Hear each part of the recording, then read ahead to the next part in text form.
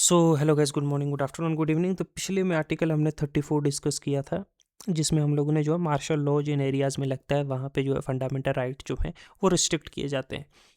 आज हम लोग जो है आर्टिकल 35 जो है इंडियन कॉन्स्टिट्यूशन का पढ़ेंगे। ये पावर देता है पार्लियामेंट को कि वो ऐसे कानून पास कर सकता है जिससे जो है फंडामेंटल राइट्स जो हैं वो थ्रू आउट, जो पार्ट 3 ऑफ इंडियन कॉन्स्टिट्यूशन है, जो फंडामेंटल राइट है, थ्रू आउट द जो इंडियन टेरिटरीज है वहाँ एक साथ जो है इम्प्लीमेंट हो सके। ये नहीं किसी जगह पे फंडामेंटल राइट्स जो हैं वो कम मिल रहे हैं, किसी जगह पे ज़्यादा मिल रहे हैं, किसी जगह से जो है उनके इन्फोर्समेंट का तरीका अलग है, किसी जगह अलग है। तो ऐसा नहीं होना चाहिए। all the citizens of India, from all part of India, in every territory, there should be fundamental rights should be equally enjoyed by all. अच्छा, इसमें एग्जैक्ट स्टेट क्या करता है? आर्टिकल स्टेट्स के not with understanding anything in this constitution A parliament shall have and legislature of the state or of any state shall not have power to make law. के constitution के तहत parliament के पास power है कि वो implement करेगा fundamental rights को, उसके प्रति कानून बना सकता है, और किसी भी स्टेट की लेजिस्लेचर असेंबली के पास पावर नहीं है। कौन सी? With respect to any matters under the clause 3 of article 16, clause 3 of article 32 and article 33 and article 34। तो क्लोज 3 जो है 16 का, क्लोज 3 आर्टिकल 32 का, आर्टिकल 33 और 34 के इम्प्लीमेंटेशन के लिए कोई भी स्टेट लॉ नहीं बनाएगी, सेंटर बनाएगी। And may provided by law made by parliament. याद रखना, पार्लियामेंट बनाएगी इन आर्टिकल्स को इम्प्लीमेंटेशन करने के लिए, ताकि वो एक तरह का इम्प्लीमेंटेशन, एक तरह से जो है वो हो। ये नहीं कि अलग अलग कानून जो है इसके इम्प्लीमेंट। देखो, कॉन्स्टिट्यूशन में तो प्रोवाइड कर दिया कि अनटचेबिलिटी आर्टिकल 17, मतलब मैं ऐसे एग्जाम्पल दे रहा हूँ, लेकिन उसको इम्प्लीमेंट भी तो करना है थ्रू ए लॉ। जैसे बॉन्डेड लेबर जो है वो इलीगल है, ये कानून पास हुआ। जैसे ह्यूमन ट्रैफिकिंग का कानून है, जैसे राइट है, ये क्या है?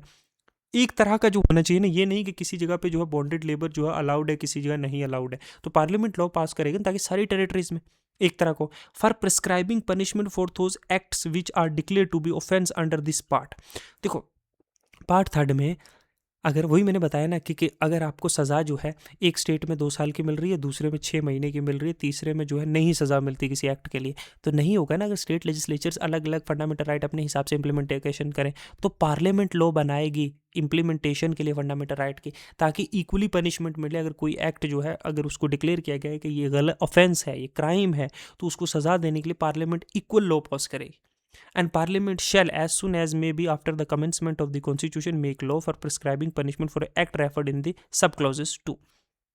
कोई भी, मतलब जो क्लॉज सब क्लॉज 2 में जो भी कानून है, जो भी पनिशमेंट्स हैं, अगर किसी का फंडामेंटल राइट्स किसी ने एग्रीवेट किया है, तो उसके लिए कानून जैसे ही कॉन्स्टिट्यूशन लागू होगा तो पार्लियामेंट कानून बनाएगी कि इसको क्या सज़ा मिलेगी इस की वोलेशन के लिए।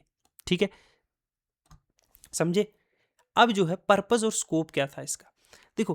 पर्पस और स्कोप, इट ग्रांट पार्लियामेंट के पास सोल लीगल अथॉरिटी है अवर आर्टिकल 16 क्लोज 3 के अंदर रेजिडेंस बेस्ड एम्प्लॉयमेंट रिजर्वेशन जैसे दी गई है ना, कि रिजर्वेशन के बेस पे, मतलब आप जो है आप हिमाचल से हो तो इतना परसेंट 30% लोग जो है वो हिमाचल के लोगों को रिजर्वेशन मिलेगी, इनकी स्टेट में कोई भी एम्प्लॉयमेंट होगी, बाकी जो है जैसा भी है, या 50% मिलेगी। तो इस तरह की सोल अथॉरिटी किसके पास है? लेजिस्लेचर के पास है। कौन सी? पार्लियामेंट, जो सेंट्रल लेजिस्लेचर है, पार्लियामेंट के पास जो है वो हक है कि वो ऐसा कानून बना सकता है। कौन से? आर्टिकल 16 क्लोज 3 पे, बाकियों पे तो स्टेट। और आर्टिकल 32 का close 3, additional courts for right enforcement, ये भी पार्लियामेंट बनाएगी। आर्टिकल 30 आर्म फोर्सेस के राइट जो है रिस्ट्रिक्ट करने हैं कि इनको जो है सारे हकूक फंडामेंटल राइट्स नहीं मिलेंगे, इनको ये वाला नहीं मिलेगा, ये वाला मिलेगा, ये वाला राइट टू लिबर्टी मिलेगी, राइट टू लाइफ मिलेगी, लेकिन लिबर्टी नहीं मिलेगी। ऐसा मतलब अगर कहीं बनाना हो तो वो भी पार्लियामेंट बनाएगी। अच्छा, मार्शल लॉ की जो है वो उसके रिलेटेड लॉज के किस तरीके से मार्शल लॉ इम्पोज होगा, कैसे हटाया जाएगा, उसके दौरान क्या होगा, तो ये भी पार्लियामेंट बनाएगी लॉ। ठीक है, while barring the state legislature. यहाँ देखो ना, आर्टिकल 16 का क्लोज 3, आर्टिकल 32 का क्लोज 3, आर्टिकल 33, ठीक है, आर्टिकल 34, इनके ऊपर लॉज बनाने का हक सिर्फ जो है किसके पास है? पार्लियामेंट के पास है, ना कि किसके पास है? स्टेट असेंबली के पास। ठीक है, तो सोल। अच्छा, it is mandated parliament to prescribe punishment for part 3 offenses like untouchability and forced labor, article validating pre-constitutional law until amended. तो इसमें ये भी प्रिस्क्राइब किया गया आर्टिकल 35 में, जैसे आर्टिकल जैसे 17 है मैंने आपको समझाया। अच्छा, फोर्स लेबर वाला आर्टिकल 23 है।